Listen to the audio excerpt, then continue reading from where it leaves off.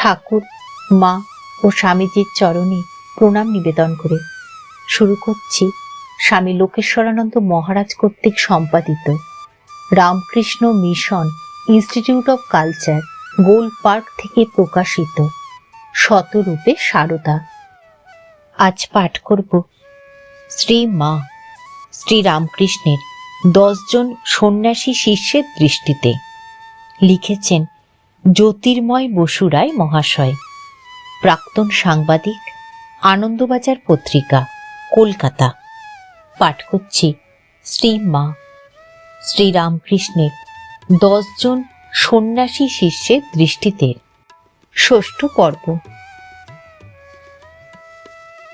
শ্রী শ্রী মায়ের প্রতি একান্ত আনুগত্যের আদর্শ স্বামী প্রেমানন্দ স্পষ্ট ভাষায় তুলে ধরেছেন 1917 সনে লেখা একটি পত্রে।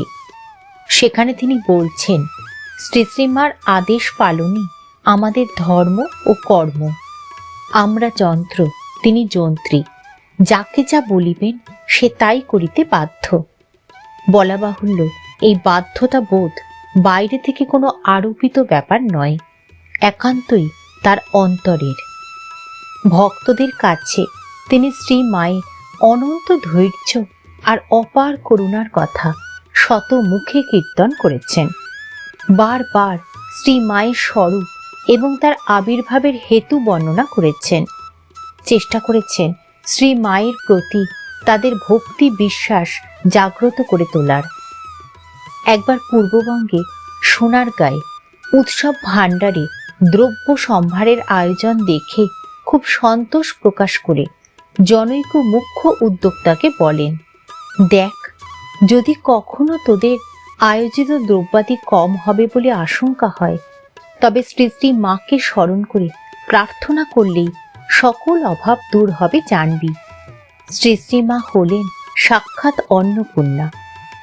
1917 সনে এক মহিলা ভক্তকে লেখা একটি চিঠিতে তিনি বলছেন, তুমি যে আমাদের পরমারাধ্যা শ্রী শ্রী মাতা ঠাকুরানীর কৃপা পেয়েছ, এ সামান্য সৌভাগ্যের বিষয় নহে, নিশ্চয় জানিও। তোমার কোটি জন্মের তপস্যার ফলে শ্রী শ্রী মার দর্শন হয়েছে। লৌহ একবার পরশপাথর ছুলেই শোনা হয়। তুমি জানো আর নাই জানো, পরশপাথর রূপ মার শ্রী পাদপদ্ম স্পর্শে তোমার দেহ মন রূপ লৌহ সোনা কিনা ভোগ আসক্তি ত্যাগ করে যোগ ভক্তি লাভে অনুরাগী হয়েছে। মানুষ জন্ম সফল করেছ, বিশ্বাস করো চাই নাই করো।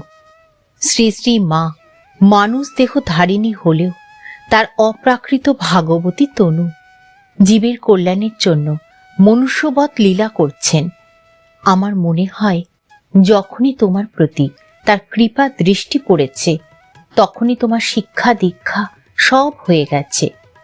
পরশপাথর শব্দটি আবার দেখি আরেকটি চিঠিতে। সেখানে শ্রী শ্রী ঠাকুর ও শ্রী মা সম্পর্কে শব্দটি একযোগে প্রযুক্ত। চিঠিতে প্রেমানন্দজি বলছেন, আমরা তো অসার অবিদ্যাগ্রস্ত লৌহখণ্ড, কিন্তু ঠাকুর ও শ্রী শ্রী মা যে পরশপাথর, তাহাদের স্পর্শে আমরা নিশ্চয় সোনা না হয়ে যাই কোথা। শ্রী মায়ের কাছে কৃপা প্রাপ্তি এক পরম প্রাপ্তি, তার দর্শন লাভও তেমনই পরম লাভ। শ্রী মায়ের ভক্তদের কোনো ভয় স্পর্শ করতে পারে না, শুধু চাই আন্তরিক বিশ্বাস। স্বামী প্রেমানন্দজি সেই বিশ্বাস উদ্দীপিত করে দিচ্ছেন। বিশ্বাস করো, নিশ্চয় আমরা সিদ্ধ হব, মুক্ত হব, যখন শ্রী শ্রী মার দর্শন পেয়েছি। আমরা খাস তালুকের প্রজা, ব্রহ্মময়ী আমাদের রাজা। রাখো এটি সর্বদা স্মরণে, এড়িয়ে যাবে সমন সদন। শ্রী শ্রীমার ভক্তদের কোনো ডর নাই, কোনো ভয় নাই। পূজনীয় শ্রী শ্রী মার পদচিহ্ন হৃদয়ে ধারণ করে জমপুরিতে গেলে জম বেচারাও আতঙ্কে পালাবে মনে রেখো। একজনকে লিখেছেন, ছি, ডুববে কেন? ওসব ভাব মনে আসতে দিও না।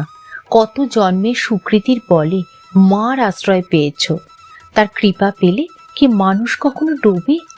তুমি আবার কতজনকে তুলবে এই ধারণা দিবা রাত্র হৃদয়ে পোষণ করবে। You are the chosen children of our lord. নইলে কৃপা করবেন কেন? ডিপ্রেশনগুলো দূর করে দেবে। ভাববে মার কৃপায় আমরা নিত্য মুক্ত শুদ্ধ বুদ্ধ। তোরা শ্রী শ্রী মাতা ঠাকুরানী চরিত্র অনুকরণ কর না। তিনি তো এখনো জীবিতা রয়েছেন, আর তোরাও তো তার কৃপা পেয়েছিস, তার দর্শন পেয়েছিস। এ কি কম ভাগ্যের কথা? সাক্ষাৎ জগদম্বার কৃপা। ফটোতে তো মা কত স্থানে ভোগ খাচ্ছেন, কিন্তু তার ওই বেত শরীরে নিজে কাহারও সেবা নিচ্ছেন না। পরিচিত হইউক আর অপরিচিত হইউক, যে কেউ দেশে তার কাছে যাচ্ছে তাকে কত যত্ন, কত সেবা। দেশে নিজে রাঁধেন, জল তোলেন, এমনকি ভক্তদের জন্য কোথায় ভালো দুধ, ভালো আনাজ, আহা, তার জন্য 1 মাইল পর্যন্ত খুঁজে মা নিজে নিয়ে আসেন।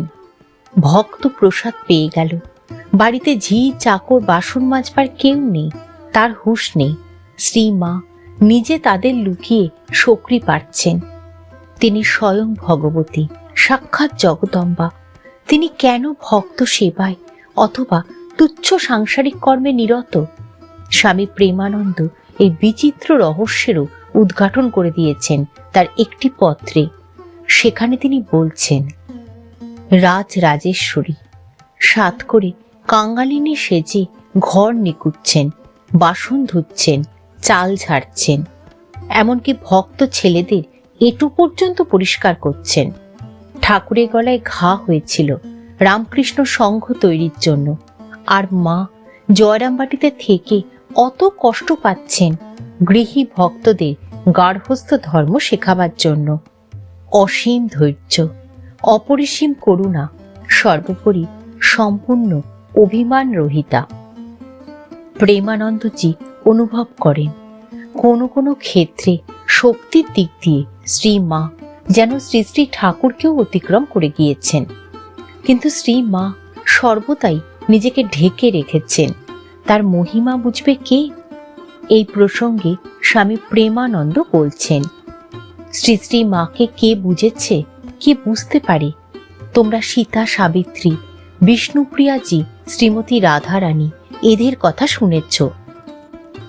মা যে এদের চেয়েও কত উঁচুতে উঠে বসে আছেন। ঐশ্বর্যের লেশ নাই, ঠাকুরের বরং বিদ্যার ঐশ্বর্য ছিল। তার ভাবাবেশ সমাধি এসব আমরা জন্মে দেখেছি, কত দেখেছি, কিন্তু মার তার বিদ্যার ঐশ্বর্য পর্যন্ত লুপ্ত। এ কি মহা শক্তি! জয় মা, জয় মা, জয় শক্তিময়ী মা। দেখছো না কত লোক সব ছুটে আসছে? যে বিষ নিজেরা হজম করতে পারছিনি সব মার নিকট চালান দিচ্ছি। মা সব কোলে তুলে নিচ্ছেন। অনন্ত শক্তি, অপার করুণা, জয় মা। আমাদের কথা কি বলছিস? স্বয়ং ঠাকুরকেও এটি করতে দেখিনি। তিনিও কত বাজিয়ে বাছাই করে লোক নিতেন। আর এখানে মার এখানে কি দেখছি? অদ্ভুত, অদ্ভুত। সকলকে আশ্রয় দিচ্ছেন, সকলে দ্রব্য খাচ্ছেন, আর সব হজম হয়ে যাচ্ছে। মা, মা, জয় মা। এই প্রসঙ্গে একটি ঘটনা স্বামী গৌরীশানন্দের স্মৃতিচারণা হইতে গৃহীত। জয়রামবাটি হইতে আমি ও জগদানন্দ স্বামী তারকেশ্বর হইয়া মঠে ফিরিয়াছি 1916 খ্রিস্টাব্দে। ঠাকুরের আরতি হইয়া গিয়াছে। উপরের বারান্দায় ঠাকুরের 7 জন সন্ন্যাসী সন্তান বসিয়াছিলেন ও মহারাজ অর্থাৎ স্বামী ব্রহ্মানন্দ আরাম কেদারায় বসিয়া সটকায় তামাক খাইতেছিলেন। জিজ্ঞাসা করিলেন, আমি 3টি ছেলেকে চিঠি দিয়ে মার কাছে পাঠিয়েছিলুম, তিনি তাদের কৃপা করেছেন কি? আমি বলিলাম, আপনার চিঠি আমি মাকে পড়ে শোনাই। চিঠি শুনে সদ্য জ্বরমুক্ত হয়েছেন, দুর্বল শরীর, স্বগতভাবে বললেন, ছেলে আমার বিদেশ থেকে শেষকালে এই জিনিস পাঠালে? মহারাজ স্তব্ধ হইয়া গেলেন। তাহার হাত হইতে সটকা খসিয়া পড়িল। সকলেই চুপচাপ। কয়েক মিনিট পরে নিস্তব্ধতা ভঙ্গ করিয়া বাবুরাম মহারাজ বলিতে লাগিলেন, ধন্য মা, তিনি ওইসব বিষ নিজে গ্রহণ করে আমাদের মতন সন্তানকে বাঁচিয়ে রাখছেন। তিনি ওই বিষ গ্রহণ না করলে আমরা কবে জ্বলে পুড়ে ছাই হয়ে যেতুম। বলিয়াই দুই হাত তুলিয়া ভাবাবেগে বারবার মাকে প্রণাম করিতে লাগিলেন। এই বিষয়ে স্বামী প্রেমানন্দ এক ভক্তকে একদিন বলেন, শ্রী শ্রী মাতা ঠাকুরুনকে দেখছি ঠাকুরের চেয়েও আধার বড়। তিনি শক্তি স্বরূপিনী কিনা তার চাপবার ক্ষমতা কত। ঠাকুর চেষ্টা করেও পারতেন না, বাহিরে বেরিয়ে পড়ত। মা ঠাকুরুনের ভাব সমাধি হচ্ছে, কিন্তু কাহাকেও জানতে দেন তার ধারণ করবার শক্তি কত। শ্রী মায়ের উপর তার ভালোবাসা, ভক্তি, বিশ্বাসের পরিচায়ক কয়েকটি ছোট কিন্তু অসাধারণ ঘটনা। উদ্বোধন হইতে কার্তিক মঠে আসিয়াছেন, অর্থাৎ স্বামী নির্লেপানন্দ। তিনি প্রণাম করিতেই বাবুরাম মহারাজ বলিলেন, ওরে, যাবার সময় নৌকায় উঠবার আগে আমাকে বলে যাস। তখন মঠের তরকারি বাগান ও ফুলের বাগিচা রান্নাঘরের নিকটে ছিল। তিনি যথেষ্ট বাছা ফুল ও তরকারি এবং শ্রী শ্রীমার প্রিয় আমরুল শাক ঠিক করিয়া রাখিয়াছেন। বলিলেন, বাবুরামের দণ্ডবত বলিস, আর এগুলো মাকে দিস। এক সময় মঠ হইতে নিত্য মাকে দুধ ও ফুল পাঠাইতেন। মামাদের বিষয় জমি জমা ভাগ করিয়া দিবার জন্য শরৎ মহারাজ জয়রামবাটি যাইবেন। মঠে বাবুরাম মহারাজকে প্রণাম করিয়া বলিলেন, মা ঠাকুরুনের আদেশে যাচ্ছি। ভাগ বাটোয়ারার কাজ জানি না, তুমি আশীর্বাদ করো যাতে কাজটা সুষ্ঠুভাবে করে মা ঠাকুরুনকে উদ্বোধনে নিয়ে আসতে পারি। বাবুরাম মহারাজ উত্তর দিলেন, তুমি যার আদেশে যাচ্ছ তার আদেশ পেলে আমরা বলতে চাই। আমি বলছি তুমি যাও, ঠিক পারবে। শ্রী শ্রী মার এক শিষ্য তাহার হাত হইতে গৈরিক বস্ত্র নিয়া কাশীতে গিয়াছেন। বাবুরাম মহারাজ তখন কাশীতে। জনৈক সাধু বলিলেন, মা নিজে সন্ন্যাসী নন, তোমাকে কি করে সন্ন্যাস দিবেন?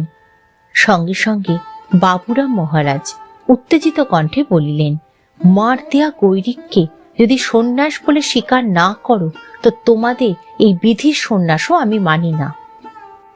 জয়রামবাটিকে স্বামী প্রেমানন্দ পূর্ণ তীর্থস্থল জ্ঞান করতেন। শ্রী মায়ের পূত সান্নিধ্যের আকর্ষণে তিনি সেখানে একাধিকবার গিয়েছেন। প্রতিবারই তার জীবন চর্যা প্রত্যক্ষ করে বিস্ময়ে অভিভূত হয়েছেন। জয়রামবাটিতে শ্রী মায়ের পবিত্র সংস্পর্শে আসার সৌভাগ্য যাদের হয়েছে তাদেরও প্রতি দেখি প্রেমানন্দজির আশ্চর্য ভক্তি।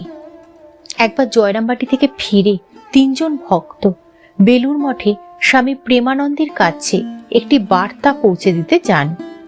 ভক্তেরা কথা বলে যে প্রেমানন্দজিকে প্রণাম করতে গেলেন, সঙ্গে সঙ্গে তিনি 2-3 হাত পিছিয়ে এসে বলে ওঠেন, তোমরা জয়রামবাটি থেকে আসছো, তোমরা সোনা হয়ে গেছো, সোনা হয়ে গেছো। আমি কি তোমাদের প্রণাম নিতে পারি? জয় মা, জয় মা। প্রেমানন্দজির এই আচরণ ও উক্তি শ্রী মায়ের প্রতি তার ভক্তির উৎকর্ষের একটি দীপ্ত প্রমাণ। ভগবানের ভক্তের যিনি ভক্ত, তিনিই তো ভগবানের শ্রেষ্ঠ ভক্ত। ঠাকুর, মা, স্বামীজি ও বাবুরাম মহারাজের চরণে প্রণাম নিবেদন করে শেষ করছি আজকের পাঠ। শ্রী মা শ্রীরামকৃষ্ণের 10 জন সন্ন্যাসী শিষ্যের দৃষ্টিতে ষষ্ঠ পর্ব।